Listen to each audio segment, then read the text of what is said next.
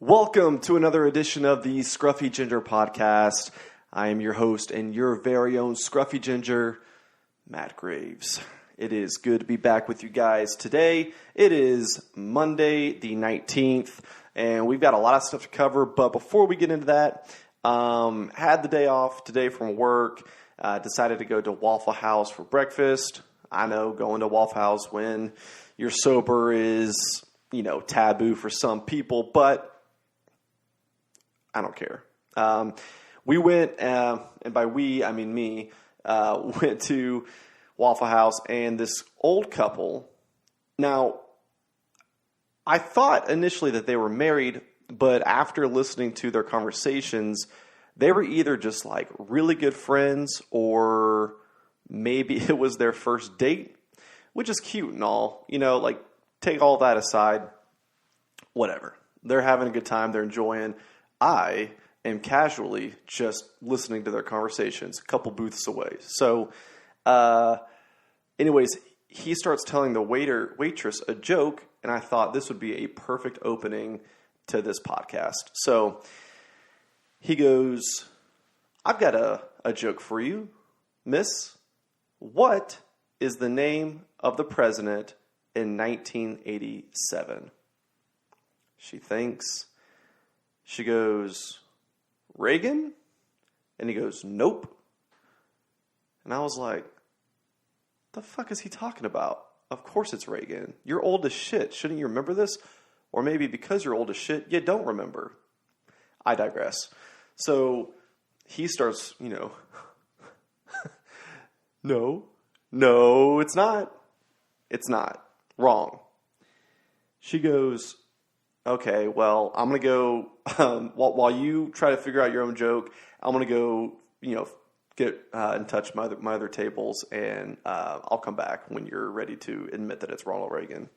So she comes back, and he goes, the entire time he is just chirping away to this lady across from him who is not having a good time, literally just straight-faced, just clearly not enjoying herself. So, but he keeps on. He's like, "Guess what? I didn't say who. I said what." As if that fucking means anything. So, the waitress comes back, and he goes, "Listen, I'm gonna get her. I'm gonna get her." He goes, "I'm gonna tell you to you again. What is the name of the president in 1987? She goes, "You know what? You got me. Who was the president in 1987? He goes, "I didn't say who. The answer is the same that you call him today, President Trump." I am so dumbfounded at this point that this man, obviously he's a Trump supporter given his attire and his overall just persona. President Trump. People were calling Trump President Trump in 1987. The joke makes no fucking sense. And I thought that's a perfect segue into the podcast, because just like that joke makes no sense at all, the Jaguars organization is one of the most hilarious businesses. I don't even know if you could call it a business. I mean, it's literally the laughingstock of the country, really. Very similar to our president. So, and not just this country. Okay, the world. You go on a world stage, very similar to you guys going to London. On that note, you can leave. Trump, I'm not, not Trump. I mean, well, Trump too. But the Jags, go and get. If you guys want to go play in London and be based out of there, be my guest. It's better for the country. It's better for the world. Go ruin their fans, or just people. And anyways, a New Jersey every year is not going to change the fact that you suck. I mean, I know you try to get everyone riled up each and every year. changing up the color scheme, getting that dumbass two-toned helmet. You'll never learn. You'll never learn. I mean, I've thought about this a lot. I mean, hold on, I'm going to take a little sip of coffee.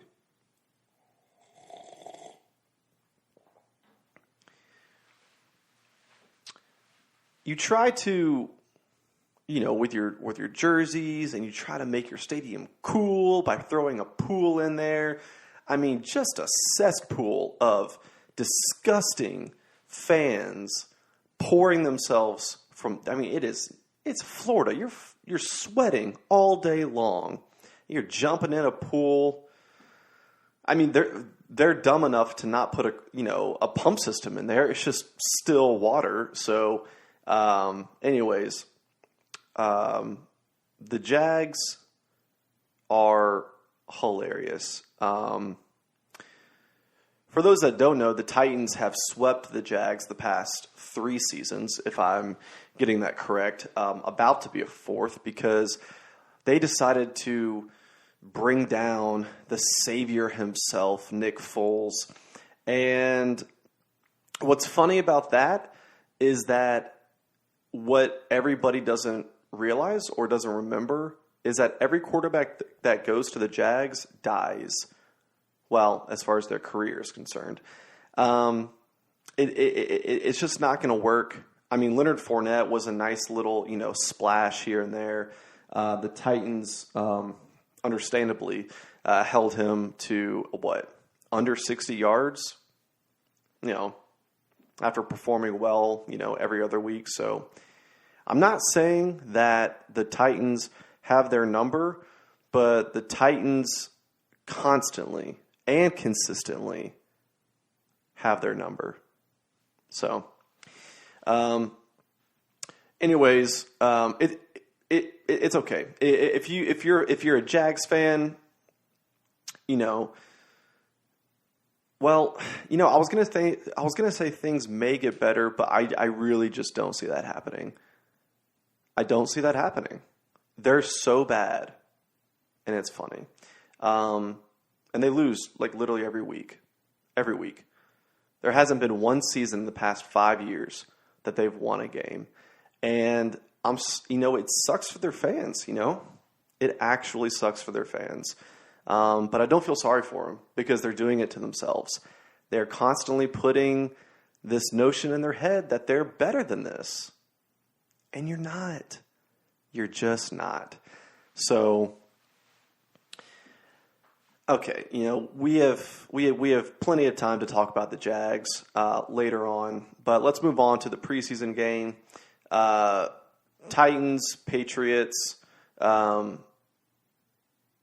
Obviously the Titans performed better. So, just to start off with that, we got Delaney Walker coming back first game and overperforms in the preseason. Catches a touchdown pass, catches multiple difficult catches up the middle. It's funny. We talked about this in one of the first 2 podcasts, how everyone's giving him shit for being old and coming off that injury. And he's still outrunning everybody, motherfuckers.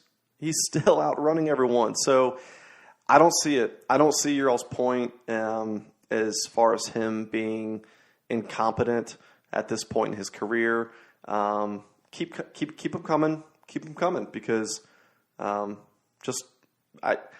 say this. Just wait until we play your team, and we'll see if, or rather, who's right as far as this goes. So, sip.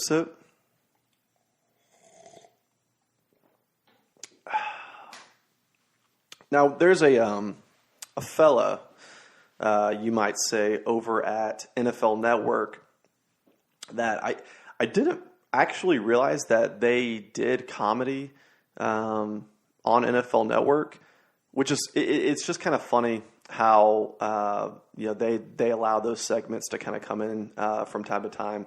Adam Rank, they were going through every team's projections, just seeing kind of where they're going to land at the end of the season, looking at all their opponents, giving them a W, giving them an L, and we get to the Titans, And he's going, boom, boom, boom, boom, dun, dun, dun. And it turns out, according to Adam Rank, that the Titans are going to be 3-13 this year.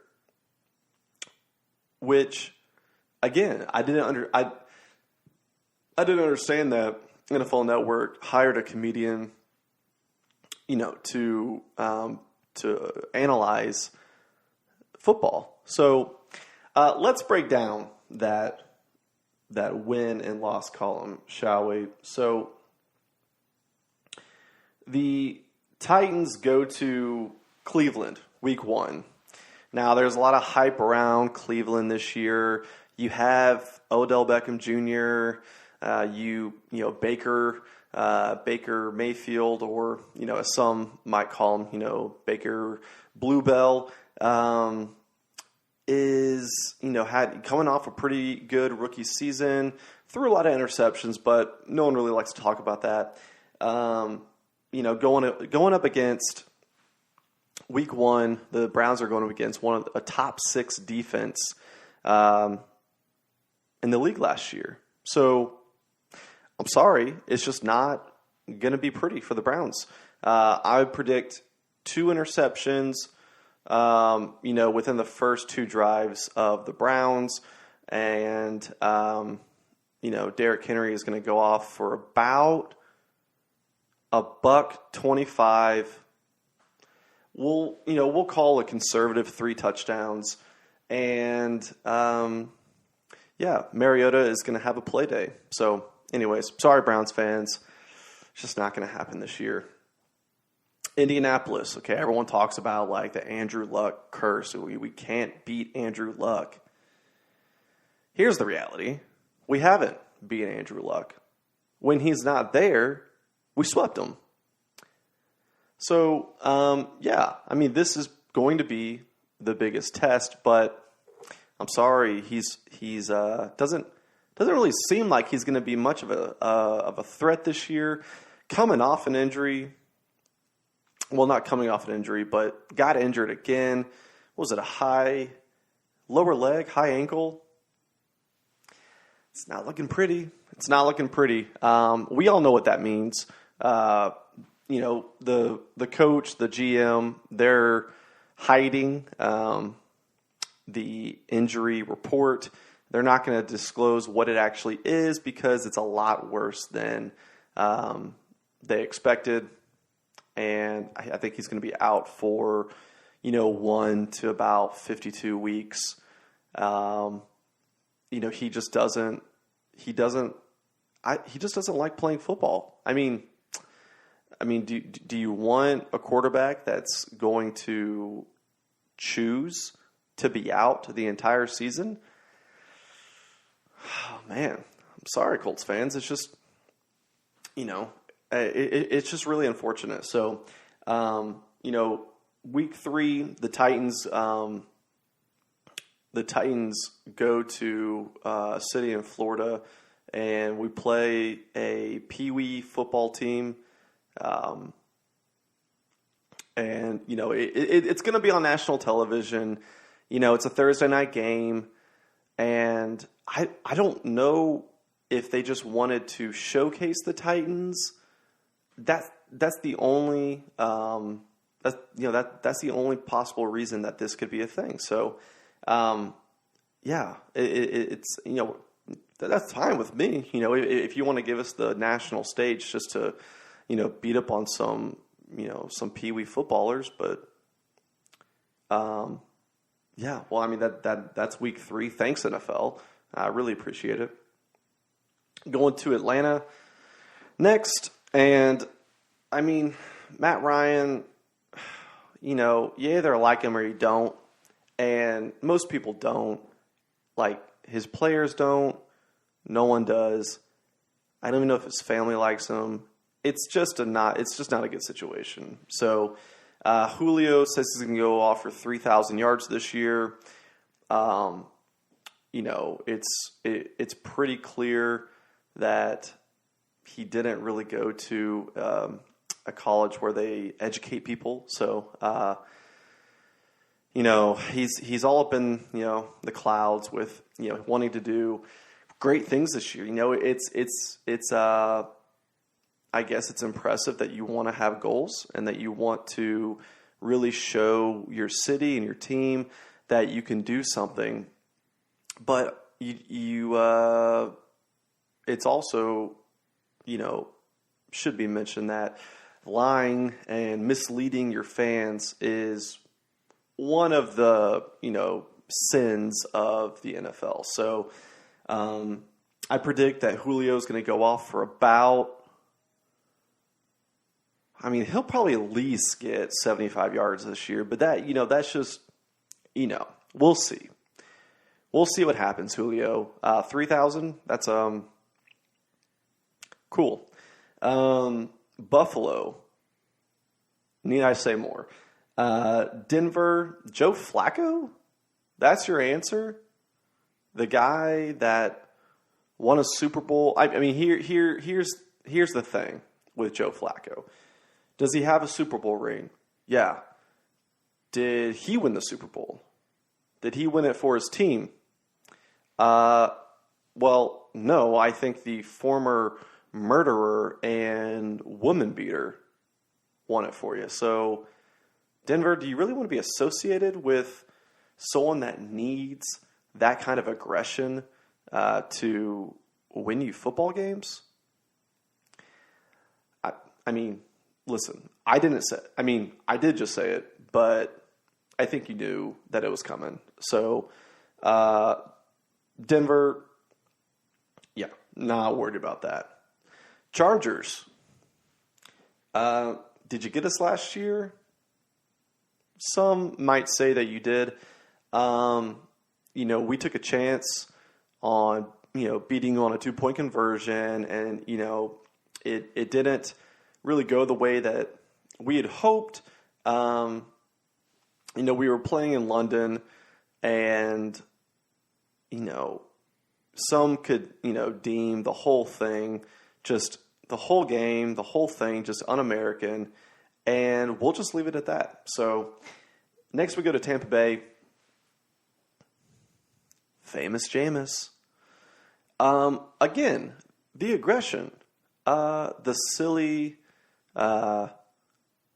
inappropriate comments that you just flippantly throw around with rape, showing up, what was it, a gas station or something, just wasted. I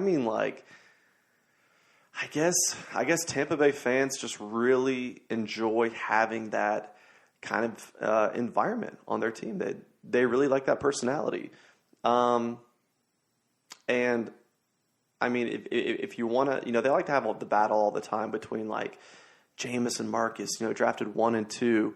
Who's better? It's not even close. Jameis, I'll never forget because we played each other week 1, the year they both got drafted.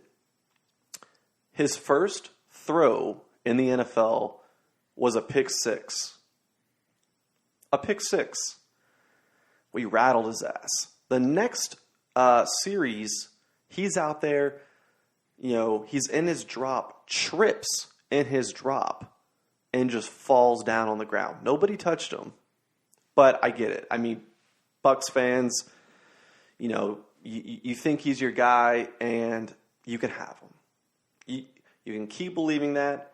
Fitzmagic, you should have kept him. He's going to be the starter in Miami. You will not be the number 1 team in Florida. It's just not going to happen. Oh, and just in case people, thought that the Jags might be the number 1 team, you're hilarious. You're funny. It's going to be the Dolphins. And we don't play them this year, but going off last year's game, week 1, I could say that the Dolphins Dolphins and Dolphins fans.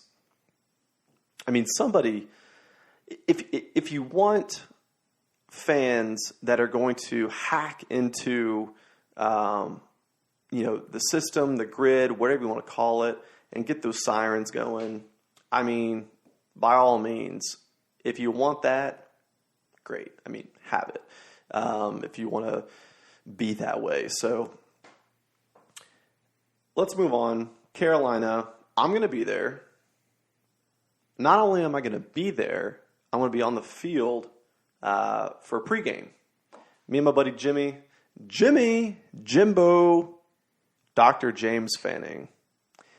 We're going to be there. I have a couple passes given to me from a president. I'm not going to give her name away just yet. And by just yet, I mean probably won't, because I don't want her phone blowing up. I mean, all the listeners, I mean, I get it. Like, you might want that in, but I'm not going to entertain that thought right now. So, but she came to the Smokies. It was her mom's birthday, and they were in one of the suites, and I was working with them and getting everything set up for them. And she was like, "Yeah, if you're ever in the area, just let me know." Told her we were going to be in the area. Didn't ask for anything. Just said, "Hey, we're going to be in the area. Any kind of bars, any kind of good, restaurants, things to do, things to see while we're there." She gave me this novel, and at the end of it, she just said, "Would you guys want me to ask the Panthers if they would give you some pregame passes?" And I was like, "No, don't do that." And she was like, "Okay, well, I'm going to do it anyways." So, no, of course, I was like, hell yeah. I mean, why would I pass up, an opportunity like that? So I'm super excited about the Panthers. Cam's going to run his mouth. I'm going to try and, get in his head. And he's probably going to choose not to listen to me. That's okay. That's fine. But the whole Panther organization, I mean, you're all in on this guy. You're all in on Cam, and yeah. I mean, I don't really know what else to say about that. I mean, you guys went to one Super Bowl, and it might arguably be the most embarrassing loss. Now, the Falcons lost in an embarrassing way, but they at least still put up points. I mean, the Panthers, dear Lord, did you score? I mean, maybe a field goal? Maybe a touchdown in garbage time? It was embarrassing. I mean, the Broncos just handled you guys in the most hilarious way possible. So, and Cam all pouty pout, I mean, I guess the fans are okay with pouting. So, I mean, we'll just leave it at that.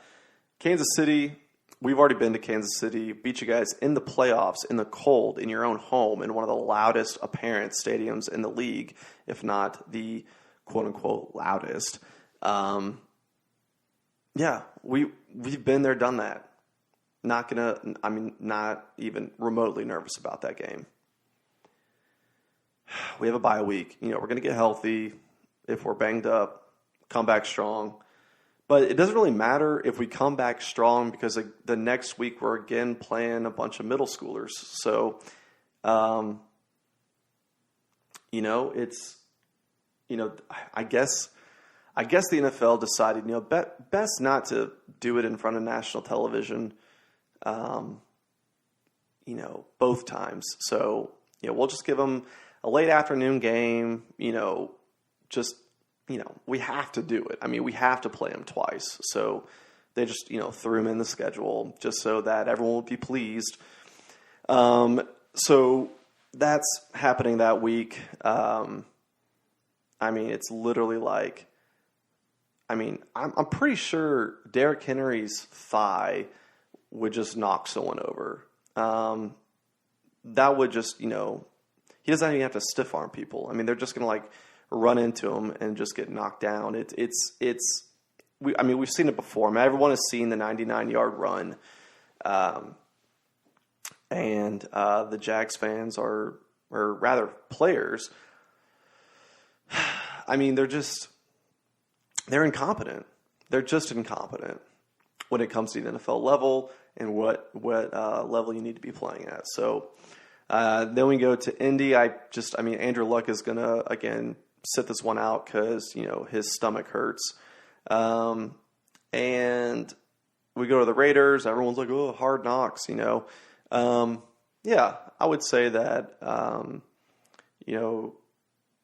first of all, Antonio Brown, his thumb is going to have a scratch on it. So, it's going to be on the, whatever. All I know is that AB is going to, have a bruise on his hip, or, someone's going to flick him in the ear before, and it's just, he's going to go down. He's going to be crying. He's going to try right before the game to sue the NFL, get a litigation team going, and the legalities of flicking someone in the ear, I'm sure they're complex, so you definitely need a team of lawyers to handle that situation.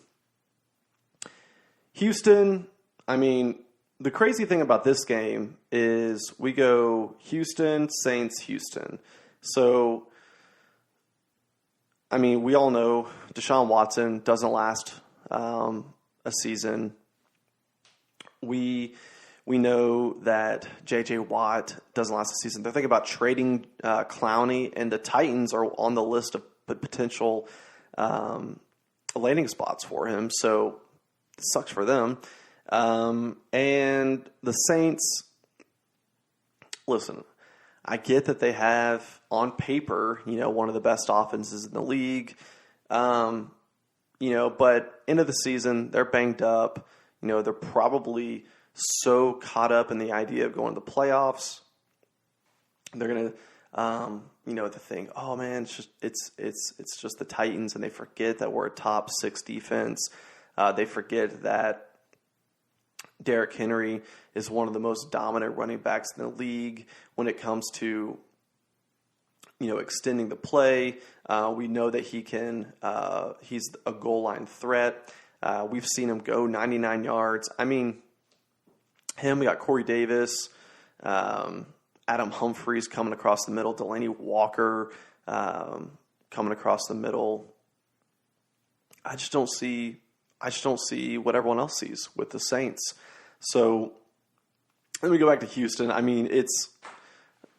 What is your owner going to die again? And then you'll have another revamp. So, so Adam Rank says 3-13, and I just don't see a loss on this schedule. I don't. I'm looking at it right here, and it's a 16-0 kind of year. So, anyways, Adam Rank, it's funny that they give you spots on TVs to talk about this kind of stuff. So, anyways, we have fantasy football coming up in work, and your boy has the number 2 pick. So, I'm thinking about going Corey Davis. Okay, I'm actually kidding. So, looking to go back and forth, but apparently, some of the people I work with don't understand a good trade when they see one. So we'll see how that goes. I'll keep you updated on the team. Some people might be saying, you dog every team in the league. At some point, you're going to have to draft someone on another team. And my response to that is no. Okay, that's not entirely true. I'm going to have players from different teams, except for the Jags. I've never drafted a Jags player. I never will. I just don't want to lose. So, it's pretty obvious why I wouldn't draft a Jags player.